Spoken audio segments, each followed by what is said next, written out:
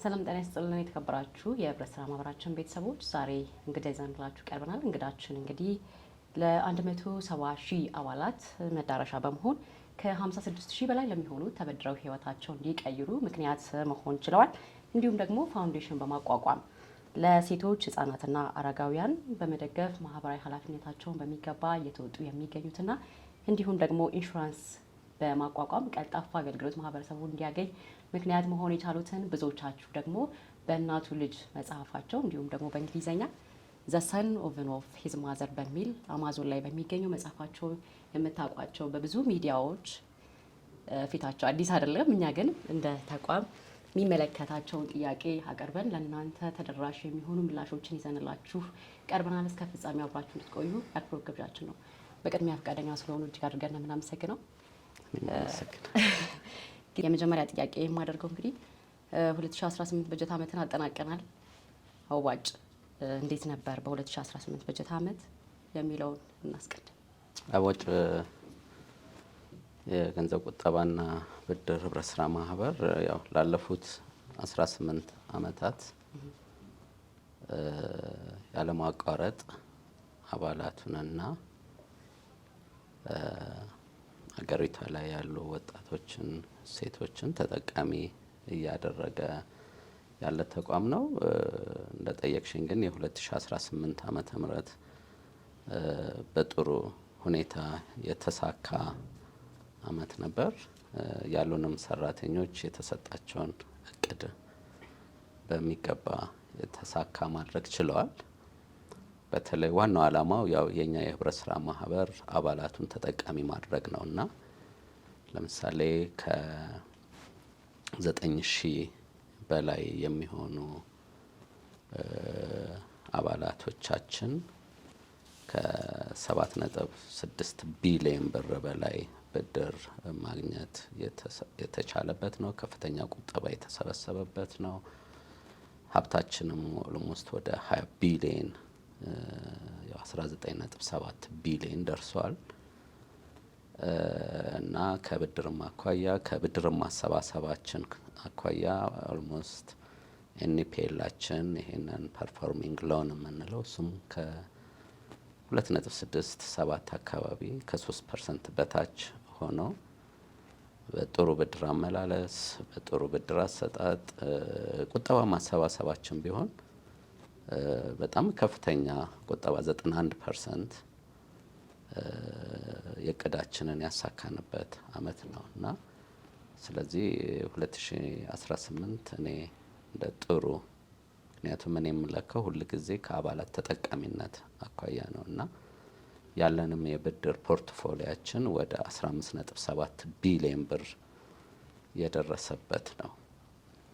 ስለዚህ ትርፋችንም ጥሩ ነው። አንዳንዴ ከአንዳንድ ባንኮች በጣም በተሻለ ምክንያቱም ትርፉ ምንድነው ነው እሱም አንዱ አባላት የትርፍ ክፍፍልም የሚያገኙበት ነውና ይሄም በጣም ጥሩ የተገኘበት ነው። ያው ኦዲት ተደርጎ ሲያልቅ ለአባላቶችና ለህብረተሰቡ የምናሳውቅ መሆኑ እንደተጠበቀ ሆኖ ማለት ነውና በጣም ጥሩ በዚህ አመት ከፍተኛ ኦልሞስት ወደ 1.3 ቢሊዮን ብር ትርፍ ያገኘንበት ነው እና ይሄ እንደ ሀገር ስናየው በጣም ትልቅ የትርፍ ለማን ነው የአባላቶችን ኢኩዊቲ ነው የሚጨምረው፣ ሀብት ነው የሚያሳድግላቸው። ስለዚህ እንደ ጥሩ ስኬታማ አመት አድርጌ አየዋለሁ። መልካም። እሺ እንግዲህ አቶ ዘሪሁን ስናነሳ ከአዋጭ ባሻገር ሌሎች ተቋማትም አሉና አዋጭ በስሩ ያሉትን እህት ኩባንያዎች ቢያስተዋውቁን ማን ናቸው?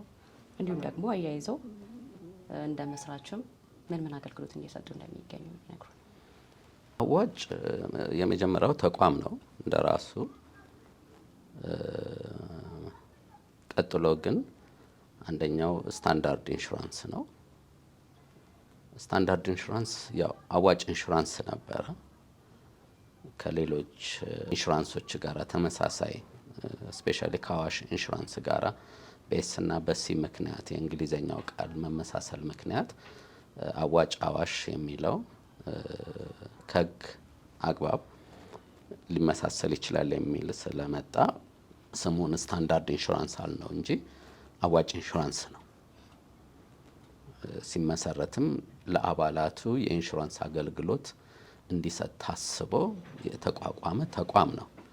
ግን በኮኦፕሬቲቭ የኢንሹራንስ ተቋም ስለሌለ ኢንሹራንሶችን አሁን እንደኛ እንደ ኢትዮጵያ ሌላ ሀገር አለ፣ በኮኦፕሬቲቭ ኢንሹራንስ ካምፓኒዎች አሉ። የፈለግነው እሱን ነበረ። ግን እንደ ሀገር ኢትዮጵያ ውስጥ ያለው ብቸኛው ብሔራዊ ባንክ ነው ኢንሹራንሶችን ማደራጀት የሚችለው እና ስለዚህ ከኢትዮጵያ ብሔራዊ ባንክ ፈቃድ ተሰጥቶን 19ኛው ኢንሹራንስ ካምፓኒ ሆኖ ተመስርቷል። ግን ይሄ ኢንሹራንስ ለምንድን ነው ያስፈለገው ነው ትልቁ ነገር። እንደሚታወቀው አዋጭ ከ170 ሺህ አባላቶች አሉት። የብድር አገልግሎት ይሰጣል። አስቀድመን የክሬዲት ላይፍ ኢንሹራንስ እንሰጥ ነበረ አይደል? የኛ ተበዳሪዎች የሞት አደጋ ቢያጋጥም እስካሁንም ድረስ እዳው ወደ ቤተሰብ አይሄድም፣ ወደ ልጅ አይሄድም፣ ያስያዙት ኮላተራል አይያዝም። ይሄ ብቸኛው ነው የሚያደርገን። ምንድነው የምናደርግ የነበረው? ፔብል ብለን ይዘን ከዛ ችግር ሲደርስ እዳውን እንከፍልላቸውና ንብረታቸው ለትክክለኛ ወራሾች ኢቭን የቆጠቡት ቁጠባ እንኳን ቢኖር ለማን ነው የሚተላለፈው? ለወራሽ ይሰጣል ማለት ነው። እንግዲህ እስካሁን ድረስ ችግሮችን ስንፈታ ቆይተናል። በዛ ላይ ደግሞ የመኪና ብድር እንሰጣለን። ከ10 ሺህ በላይ እዚህ አዲስ አበባ ላይ ብቻ በራይድ ትራንስፖርት ላይ የተሰማሩ መኪኖች አሉ። እነዚህ ደግሞ የሞተር ኢንሹራንስ ደግሞ ያስፈልጋል እና በአገሪቷ ላይ የተለያየ ኢንሹራንስ ውስጥ ነው የሚገቡት። ችግር ሲደርስ ቀድሞ ያንን የኢንሹራንስ ከቨሬጅ ለማግኘት አንዱ ትልቁ ችግር ነበር። በጣም ሰዎች ንብረታቸው ላይ ኢንሹራንስ ገብተው አደጋ ሲደርስ አንዱ ቶሎ ገንዘባቸውን በሰዓቱ ባለማግኘት፣ ግምት ላይ አነስተኛ መሆን፣ የተለያዩ ችግሮች አሉ። ስለዚህ እነዚህን ችግሮች ስናይ አንደኛ የክሬዲት ላይፍ ኢንሹራንሱን ፎርማል በሆነ ኢንሹራንስ ቢተዳደር፣ ይሄ የሞተር ኢንሹራንሱም የራሳችን ቢኖረን ብለን የራሳችንን ኢንሹራንስ ህጋዊ በሆነ መንገድ ኦልሞስት ከ99% አካባቢ የአዋጭና የአዋጭ ቤተሰቦች የገዙት ኢንሹራንስ ነው። በአጭር ጊዜ ተሽጦ ህጋዊነት አግኝቶ ስራ የጀመረ ኢንሹራንስ ካምፓኒ ነው። ግን ኢንሹራንስ ይሄን ብቻ ነው የሚሰራው?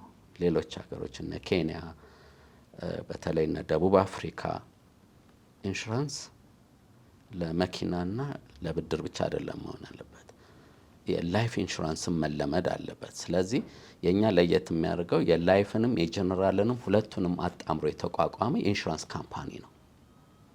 ስለዚህ ሰዎች ለህይወታቸው አስቀድሞ ባይበደሩም ኢንሹራንስ ቢኖራቸው፣ ከሁሉም በላይ ደግሞ የፈነራል ሰርቪስ ብንሰጥ ምን ማለት ነው? አሁን ድሮ ቀብር ሰው ሲሞት የሚያስፈጽሙ እድሮች ናቸው። እድር ብዙ ጊዜ በአንድ አካባቢ የተሰባሰቡ ሰዎች በጋራ ሆኖ የሚያቋቁሙት ነው። የኢትዮጵያ ትልቁ ባህሏ ነው። ትልቅ ችግርን ፈች ነው። ሌላ ሀገር የማናገኘው ትልቅ ሀብት ነው። ያ እንደተጠበቀ ሆኖ ግን አሁን ላይ ያለው ህብረተሰብ ግን በአብዛኛውን ተንቀሳቃሽ ነው። በአንድ ቦታ ላይ የሚቀመጥ አይደለም። ስለዚህ ቴክኖሎጂን የሚጠቀም በቤተሰብ ውስጥ የሞት አደጋ ቢያጋጥም ያንን የሞት አደጋ ያ ቤተሰብ ሳይቸገር የኛ ኢንሹራንስ ያንን ከቨር ሸፍኖ ኢቨን ለዛ የሚያስፈልጉ ወጪ ለቀብር የሚያስፈልጉ ወጪዎችን ጭምር ለምሳሌ ማስፈጸሙን፣ የሳጥኑን፣ አንዳንድ የከተሪንግ የምግብ አገልግሎትም ለተወሰነ ሰው እሱን ጭምር አሁን ማይክሮ ኢንሹራንስ አብረን ፈቃዱንም አግኝተናል። በቅርቡ ይጀምራል ብለን እናስባለን። ስለዚህ ይሄ ከኢንሹራንሱ ጋር የተያያዘው ነገር ዋናው ዓላማ አባላቱ አሁንም ተጠቃሚ ማድረግ ነው። የአንድ ህብረት ስራ ትልቁ ዓላማው የአባላትን ተጠቃሚነት ማረጋገጥ ነው። ለዛ ነው ህብረት ስራ ለትርፍ ተብለው የሚቋቋሙ አይደለም። ሰዎች ተመሳሳይ ፍላጎት ያላቸው ተመሳሳይ ችግር ያለባቸው ያንን ችግር በጋራ ሆኖ ለመፍታት የሚያቋቁሙት ተቋማት ናቸው። ስለዚህ ኢንሹራንሱንም እኛ እንደ ሌላ ኢንሹራንስ ካምፓኒ ጥቂት ሼር ሆልደሮች መስርተውት ትርፋቸውን በየጊዜው እያሰላን የምናገኘው ሳይሆን ይሄ ኢንሹራንስ ህብረተሰቡን እንዴት ይጥቀም የሚለውን የሚሰራ ወደፊት በአገሪቷ ላይ አይደለም ልክ አዋጫውን በአፍሪካ ትልቁ ሳኮ እንደሆነ ያው አውቃችኋል። ትልቁም ቤስት ሊደርም ተብሎ ከፋይናንሻል ኢንክሉዥን ተደራሽነት አኳያም ከ30 ውስጥ ቤስት ሳኮ ተብሎ የተመረጠ ነው እና 5ኛውም ላርጀስት ሳኮ ነው። ስለዚህ ኢንሹራንሱንም የምናስበው እሱ ነው፣ በአፍሪካ ትልቁ ቤስት ኢንሹራንስ ካምፓኒ። ስለዚህ ሰፋ አድርገው ዳሰውልናል። እንዲጨምሩልኝ የምፈልገው ፋውንዴሽኑን እንደ መስራች እንዴት ነበር ያቋቋሙት? አሁን ላይስ ምን እየሰራ ነው የሚለው ነው። እንግዲህ ፋውንዴሽኑ ዋናው የተቋቋመበት ዓላማ እኔ አዋጭን ከመመስረቴ በፊት ኤንጂኦ ላይ ነበር የምሰራው እና ብዙ ጊዜ ፈንድ የሚመጣው ከውጭ ሀገር ነው። ውጭ ሀገር ሲመጣ ደግሞ እያንዳንዱ ግለሰቦች ናቸው። ከነሱ ምንድነው እዚህ ያለው ችግር ፎቶ ይነሳል፣ ድህነቱ ባይዘው ብዙ ኢሜጆችን የተበላሸው አንዳንዱ በኤንጂኦዎችም ነው። እነሱ ሴሌብሬት በሚያደርጉበት ክሪስማስ ኢቭ ሊሆን ይችላል፣ ለኢስተር ሊሆን ይችላል፣ በዛ ቴሌቪዥን ይተላለፋል። ኢትዮጵያ ውስጥ ይህን ያህል ችግረኛ ህጻናት፣ ይህን ያህል ረሃብ፣ ይህን ያህል ተብሎ ከዛ በቃ እያለቀሱ ምን እያሉ እና ለእናንተ እዚህ ከአንድ የምታወጡትን 20-30 ዶላር ብትሰጡ ምናምን ሲል ፕሮሚስ እንትን ያደርጋሉ፣ ያስሞላሉ። ለዛ እየተለመነ ነው የሚመጣው። ሞራል የሚጎዳም ነገር ለዛ ነው ለአፍሪካ ብዙ ጊዜ ያለው ረሀብተኛ እየተባለ ኢቭን እንደዚህ እንኳን እየተቀየረ አገር ሊያዩ አይችሉም። ስለዚህ ምን ያስፈልጋል? ለምን ሎካል ሪሶርስን ሞቢላይዝ አድርገን የራሳችንን ችግር በራሳችን አንፈታም? ይሄ የኔም ቁጭት ስለነበረ ነው። በዛ ላይ ደግሞ ሁል ጊዜ የዶነርን ኢንትረስት ነው የምታስፈጽሚው እንጂ የራስሽ ገንዘብ ስላልሆነ አንቺ መስራት ለምሳሌ በአብዛኛውን በሚያልቅ ነገር ላይ እንዲሁ ሊደረግ ይችላል፣ ቋሚ ነገር ሳይኖር። ስለዚህ አንዱ እሱ ነው። ሁለተኛው በኮኦፐሬቲቭ ፕሪንሲፕል አንዱ ፕሪንሲፕል ነው እንግዲህ አዋጃችንም ላይ ያለው ኮንሰርን ፎር ዘ ኮሚኒቲ ነው። ለህብረተሰቡ ያገባኛል፣ ይመለከተኛል ማለት ነው። በቢዝነሱ ደግሞ የሶሻል ኮርፖሬት ሪስፖንሲቢሊቲ እንደሚባለው ማለት ነው፣ ማህበራዊ ኃላፊነትን የምንወጣበት። ስለዚህ እያንዳንዳችን ከምናገኘው ትርፍ ላይ ማህበሩ ከሚያገኘው ትርፍ ላይ 5%ቱን ለምን ለዚህ ከፕሪንሲፕሉ አንዱ ለሆነው ለማህበራዊ ኃላፊነት እኔም ለህብረተሰቡ ያገባኛል፣ ባለቤት ነን። ከአሜሪካ ከአውሮፓ እነሱ አይደሉም የሚያገባቸው፣ የሚያገባን እኛ ነን። ንጹህ ልብ ይፈልጋል እዚህ። ስለዚህ ይህንን ፋውንዴሽን አቋቋመን። ድሮ በእርዳታ ይሰራበት የነበረውን ትምህርት በራሳችን አቅም ማስተማር ቻለን ማለት ነው። ይሄ እንደ አገር ቀላል የሚታይ ነገር አይደለም። ጫንጮ ላይ 240 ህጻናት የአስተማሪ ደሞዝ ተከፍሎ ምግብ ተመግቦ እስከ 4ኛ ክፍል እያስተማርን ነው። አረጋውያንን እንረዳለን። ሜሪ ጆይ ላይ ከ100 ልጆች በላይ ድጋፍ እናደርጋለን፣ የትምህርትና የምግብ። ለ100 ምናምን አረጋውያን የጤና መድን ሽፋን እንሸፍናለን። እንደምታዩ የተጎዱ ቤቶችን መንግስት በሚጠይቀን ምግብ ድጋፍም የቤቶች አረጋውያን ቤት እየገነባን ነው። ጤና ጣቢያ ለይቶ ማቆያ እንሰራለን። የትምህርት ቤት መመገቢያ እንሰራለን። ይሄ እንግዲህ አዋጅ ከሚያገኘው ትርፍ 5%። አሁን ቅርብ ጊዜ አዳማ ላይ 3 የገበሬዎች ቤት ሰርተን ዘመናዊ ቤት አስረክበናል። አሁን ደግሞ ጉጂ ዞን ላይ ፕሮፖዛል ሄደው ተፈራርመዋል ወደ 10 ሚሊዮን ብር የሚያወጣ ቤት። ይሄ በመንግስት ቀጥታ ድጋፍ የሚጠየቁ ናቸው። ስለዚህ ሌሎችን ደግሞ ሴልፍ ሄልፕ ግሩፕ አለን። እነዚህ እናቶች ያላቸውን 50 ሳንቲምም 1 ብርም 5 ብር የሚቆጥቡና አጠራቅመው ትንሽ ገንዘብ ሲኖራቸው ፋውንዴሽኑ ደግሞ ሰፖርት ያደርጋቸውና ወደ አዋጭ እንዲመጡ ይደረግና ጋራንቲ ፈንድ ይያዝላቸውና ተበድረው ደግሞ የራሳቸውን ቢዝነስ እንዲሰሩ ይደረጋል። ይሄ ሁሉም የምነግርሽ ነገር አገልግሎት ነው። ከሁሉም በላይ ግን ደስ የሚለው በራስ አቅም በራስን ማስተዳደር ነው፣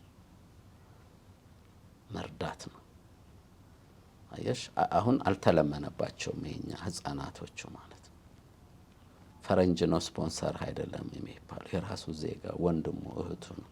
ስለዚህ ሀገር የምታድገው እንደሱ ነው እንጂ እኔ የግል እዛ ላይ ምንም ኢንትረስት የለኝም።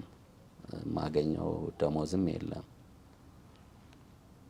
የኛ እርካታ የነዛ ደሃ እናቶች ህጻናት ልጆች ተምረው ነገ ትልቅ ሰው ሲሆኑ እኔ እንደደረስኩበት ሌሎች ትልልቅ ቦታ እንደደረሱ ሰዎች ነገ ሀገርን የሚወዱ የሚረዱ ዜጎችን ለማፍራት የተቋቋመ ተቋም ነው። ወደፊትስ ምን ለመስራት አቅደዋል? ምን ላይ ለመሰማራት ነው ያሰቡት የሚለውን ለተመልካቾች ግልጽ ብናደርግ። አሁን እግዚአብሔር ይመስገን አዲሱ አዋጅ ከድርጅቶች ጋር ፓርትነርሽፕ ፈጥረው መስራት ይችላሉ የሚል ጥሩ ህግ ወጥቷል። ስለዚህ አዋጭ የሚመሰረታቸውን ካምፓኒዎች ግሩፕ ሆልዲንግም አሁን አዋጅ ወጥቷል። ለምሳሌ አሁን ኢንሹራንስ አለን፣ አዋጭ አለ። አሁን ትልቅ ሪዞርት ደግሞ ቢሾፍቱ ላይ 50 ሺህ ካሬ ቦታ ወስደን በቅርቡ ወደ ስራ ምን ጀምረው ይኖራል። እሱ ሪዞርት ብቻ አይደለም፣ ኮንፈረንስ ሴንተር አለው፣ ኤክሰለንሲ ሴንተር አለው። ዓለም አቀፍ የህብረት ስራን ተሞክሮዎች የምናሳይበት፣ ስብሰባዎች የሚካሄዱበት አኮስካ፣ አይሲኤ አፍሪካ እንዲሁም የኢንተርናሽናል ኮኦፕሬቲቭ አሊያንስ ስብሰባዎችን ሁሉ ማካሄድ የምንችልባቸው እነዛ ኤክሰለንሲ ሴንተሮች ናቸው። ይሄ የለንም፣ እንደ ሳኮ የለም። ድሮ እና አዳርታ የሚባሉ አጋርፋ የሚባሉ የኮኦፕሬቲቭ ኤክሰለንሲ ሴንተሮች ነበሩ። አሁን የሉም እነሱ። የኮኦፕሬቲቭ ሰዎች ሄደው የሚሰለጥኑበት የሚያርፉበት፣ ለዛ የሚሆን ሰፖርት የሚያደርግ ደግሞ በጎኑ ደግሞ ገቢ ማስገኛ ደግሞ ያስፈልጋል። ሪዞርቱ ደግሞ ያስፈልጋል፣ ያንን የምንሸፍንበት። ስለዚህ በጣም በተጠና በጥሩ ነገር ነገም ያ ሪዞርት የኔ ነው፣ ኤክሰለንሲ ሴንተሩ የኔ ነው የሚል ህብረተሰብ መፍጠርና ባለቤትነትን በተለያየ ነገር አዋጭ ገቢውን በትርፍ ላይ ብቻ ሳይወሰን ሰስተናብሊቲ ላይ መስራት አለብን። እዚህ ሾላ ሳይት አለን፣ ትልቅ የኮንሱመር ኮኦፕሬቲቭ የምንጀምርበት። እሱም በሁሉም አውሮፓም አፍሪካ ሀገሮችም የኮንሱመር ኮኦፕሬቲቭ አለ። እኛ ሀገር ሸማቾች የሚባሉት ማለት ናቸው። ግን በተደራጀ መልኩ በጣም ዘመናዊ በሆነ መንገድ ይሄ የገበያ ሰንሰለትን ሊያገናኝ የሚችል ለምሳሌ ከአርባ ምንጭ ያሉ ህብረት ስራዎች እዚህ አዲስ አበባ ላይ ፕሮዳክታቸውን አምጥተው አቀርበው ሙዝ፣ የተለያዩ ፍራፍሬዎች፣ አፕል ከጭንቻ እዛ በጣም ርካሽ ነው፣ እዚህ ሲመጣ 3-4 እጥፍ ነው። ግን ቀጥታ ወደዚህ መጥቶ ዘመናዊ በሆነ መንገድ የምንቀበልበት ቢኖር ከሌላ ቦታ ጤፍ ከአዳ ከበቾ ልክ ምኑን መሰለሽ የኤግዚቢሽን ባዛርን ታቁታላችሁ አይደለ? በዛን ጊዜ ህዝቡ አሁን ለምዶት ባዛር ሲዘጋጅ እንዴት ብሎ ነው ለመግዛት የሚመጣው? ያ በአመት አንድ ጊዜ የሚደረገውን ባዛር ለምን እኛ 360 ቀናት አናረገው? እነዛ ህብረት ስራ ማህበራት ለምን እኛ የምናዘጋጀው ሞል ላይ አምጥተው ለምን አይሸጡም? አባሉ ለምን ተጠቃሚ አይሆንም? አሁንም ጥሩ የጠቀመኝ እኔ የውጭው ኤክስፒሪየንስ አሜሪካን ሀገር ኩስኮም ይባላል። ገና ስትገቢ ሁሉም አይነት ከፋብሪካ ቀጥታ የሚመጣ ለሆልሴለሮች ለሪቴይለሮች የሚሆን አለ። ችርቻሮ የሚፈልጉ ሄደው የሚገዙበት፣ አከፋፋዮች ሄደው የሚገዙበት። ግን ሜምበርሺፕ አለው። ይገባሉ። ስትገቢ ካርድሽን ወይም አሁን በሞባይላቸው ያሳያሉ። ሌላም ሰው ጋብዘሽ ይዘሽ መግባት ትችላለሽ። እና ገብቼ በክሬዲት መግዛት ይችላሉ፣ በካሽ መግዛት ይችላሉ። ለምን እኛ አይኖረንም? የአዋጭ ሜምበር ብዙ ሴቪንግ አላቸው፣ ብዙ ገንዘብ አላቸው። ከሌላቸው ለምን በክሬዲት ሲቸግራቸው ለምን ለምሳሌ ከበቾ ይሁን ከአዳ የመጣ ተፈጭቶ ታሽጎ ህብረት ስራ ንጹህ ነገር ስለሚሸጡ ለህዝቡ ስለሆነ የሚሰሩት አይቀላቀሉም። በቃ ቀይ ጤፍ ከሆነ ቀይ ነው፣ ማኛ ጤፍ ከሆነ ማኛ ጤፍ ነው። ትረስት ይደረጋሉ። ዘይት ኢትዮጵያን በብዛት ገንዘባቸውን የሚያወጡት ለምንድን ነው? ለዘይት። ወደፊት ለምን ዘይት ፋብሪካ ይኖራል? ከዚህ በፊት በተለያዩ ሚዲያ ላይ ተነገራለሁ። እኛ ሀገር ወጣ ስንል ከአዲስ አበባ በየመንገዱ አቮካዶ ወድቆ ነው የምናገኘው። የአቮካዶ ዘይት በጣም ውድ ነው። ግን እኛ ሀገር አቮካዶ አውሮፓም ውድ ነው ፍራፍሬ የሚባል፣ እኛ ሀገር ርካሽ ነው። ስለዚህ ለምን የአቮካዶ ዘይት ምን ከቻይና ማሽኑን ነው የምታመጪው? ታደርጊያለሽ። እሱን እያሸግን ለአባላቶቻችን ለምን አንሸጥም? ስለዚህ የመሸጫ ቦታ ያስፈልገናል ማለት ነው። በቃ ትንሽ ማሰብ ነው የሚፈልግ። ከዛም ይህንን ስናደርግ ምንድን ነው እየፈጠረን ያለ ነው? እንደ አገር የስራ እድል ነው የምንፈጥረው። አገር የምታድገው በመንግስት ብቻ አይደለም፣ በሚያስቡ ዜጎች፣ በተለወጡ ዜጎች፣ እኔም የኔን ድርሻ ልወጣ በሚሉ ቁጭት ባላቸው ዜጎች ነው አገር የምትቀየረው። አገርን መንግስት ብቻውን ሊቀይር አይችልም። አብረን ልንሰራ። ሌሎች ብዙ አፍሪካ አገሮች ያደጉት የተቀየሩት አንዱ በህብረት ስራ ነው፣ በኮኦፕሬቲቭ ነው። ህንድ ትልቅ ደረጃ የደረሰችው በኮኦፕሬቲቭ ነው። ትልቁ ለአውሮፓ ወተት ምርት የሚመረተው ከህንድ ነው። ሳኮች ናቸው፣ ኮኦፕሬቲቭስ ናቸው። የአስተሳሰብ መምጣት አለበት። ምክንያቱም ህብረተሰብ የግለሰብ ኢንተረስት ማስፈጸሚያ አይደሉም። የአንድ የጥቂት ሼር ሆልደሮች ማስፈጸሚያ አይደሉም፣ የሜምበሩ ናቸው። አይታቸዋል። እኔ የፈለገውን ነገር ማድረግ እችላለሁ እንዴ? አልችልም። መጀመሪያ ቦርዱ አፕሩቭ ማድረግ አለበት። ቦርዱ ደግሞ ለጠቅላላው ጉባኤው አቅርቦ ማጸደቅ አለበት። ዝም ብለን ኢንተረስት መጨመር አንችልም። ዋጋ ዝም ብለን መጨመር አንችልም።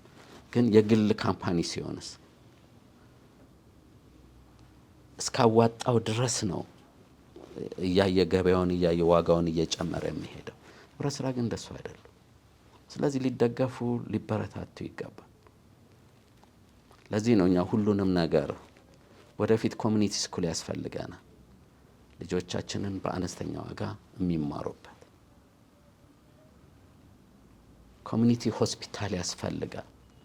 ሜምበሮቻችን በቀላሉ መጥተው በትክክለኛ ስፔሻሊስት ዶክተር መታከም አለባቸው። ምንድን ነው አሁን የምንሰማው ህክምና ላይ አንድ ሰው ሊታከም ገብቶ አሁን እየፈራ ወደ ግል ቦታ መሄድ መፍራት ደረጃ ላይ ተደርሷል። ለምን?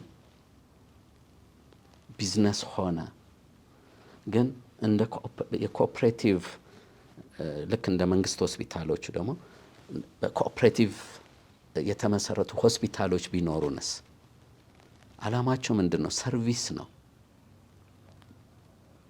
ቢዝነስ ሜክ ያደርጋሉ፣ ግን ዋና ኦብጀክቲቫቸው ግን እሱ አይደለም። ህብረተሰቡ ማገልገል ማገዝ ነው። ስለዚህ እንዲህ አይነት ተቋማቶች ያስፈልጉናል።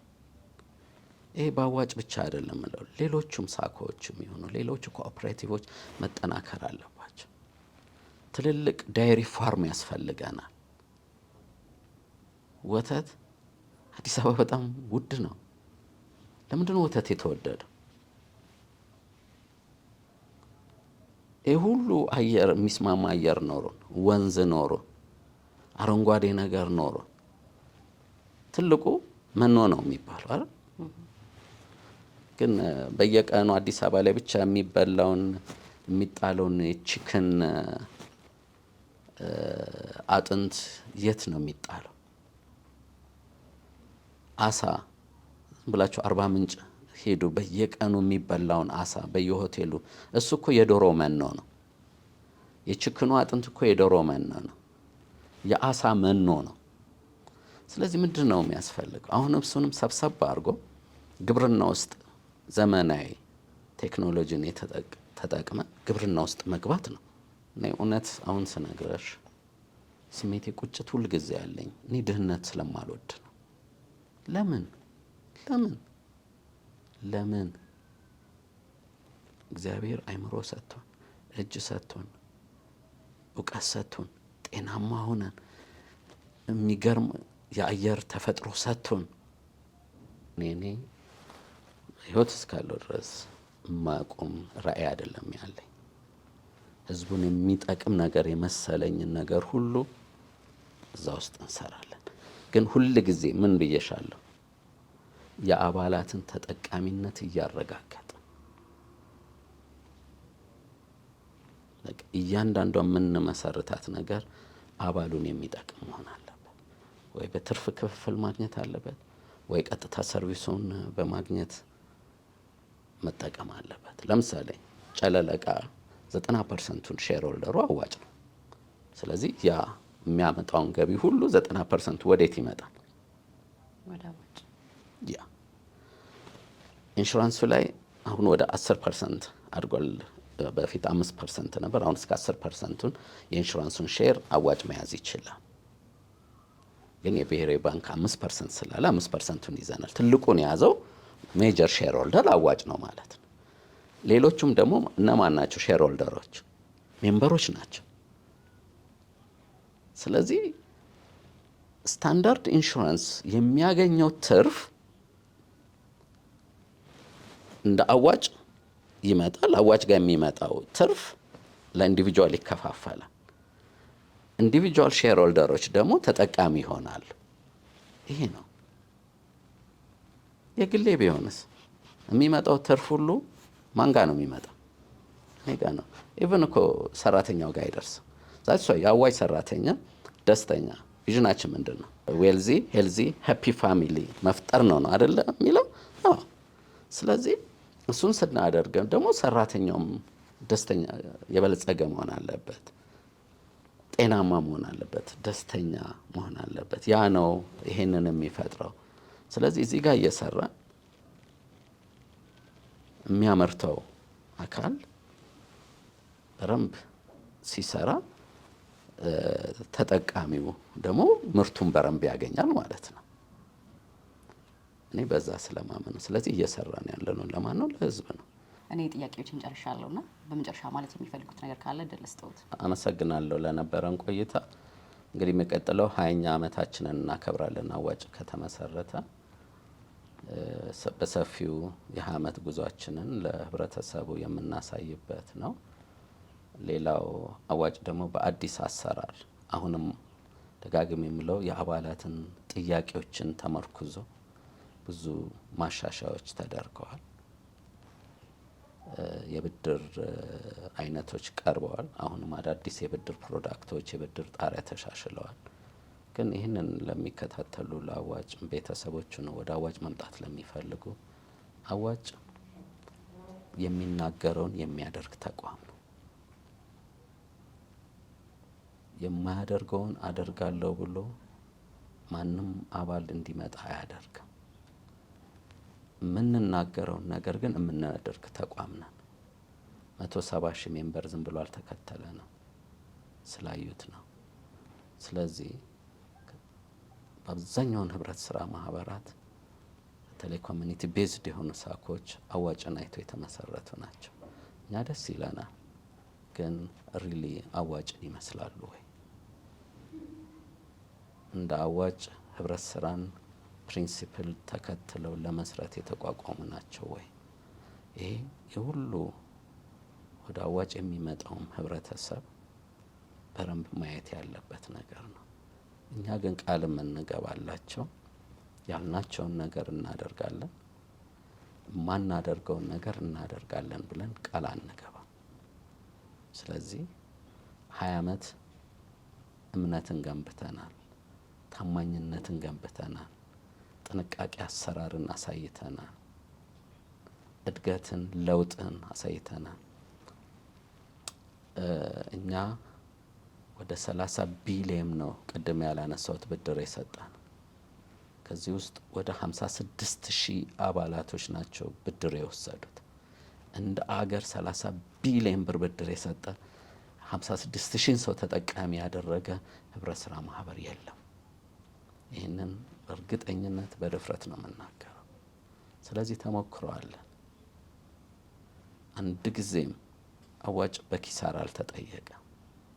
አንድ ጊዜም በእምነት ማጉደል አልተጠየቀም ላለፉት 20 ዓመታት። ምክንያቱም በጥንቃቄ እንሰራለን፣ በታማኝነት እናገለግላለን። ታማኝ አመራር አለን፣ ታማኝ ሰራተኞች አሉ። ስለዚህ ወደፊትም እንዲሁ እንቀጥለን ብለን እናስባለን። ግን የሚመለከታቸው አካላት ይሄንን የሚሰሙ ሰዎች ለአባላት ተጠቃሚነት ለምናደርገው ጉዞ ድጋፋችሁን አሳዩን፣ አግዙን። እኛ የበለጸገች ኢትዮጵያን ማየት እንፈልጋለን። ጤናማና ደስተኛ ህብረተሰብ ተፈጥሮ ማየት ነው የምንፈልገው። ይሄ ደግሞ አንዱ የመንግስታችን አላማም ነው። እኛ የዛ አጋዥ ነን። ስለዚህ አጋዥ እንደመሆናችን መጠን ሊያበረታቱን፣ ሊደግፉን ይገባል። ካልተረዳችሁን ቀርባችሁን ተረዱን ብዬ ነው ማስተላለፍ የምፈልገው። እጅግ አድርገን እናመሰግናለን ጊዜውን ስለሰጡን፣ ሀሳቡን ስላጋሩ። እኔም አመሰግናለሁ።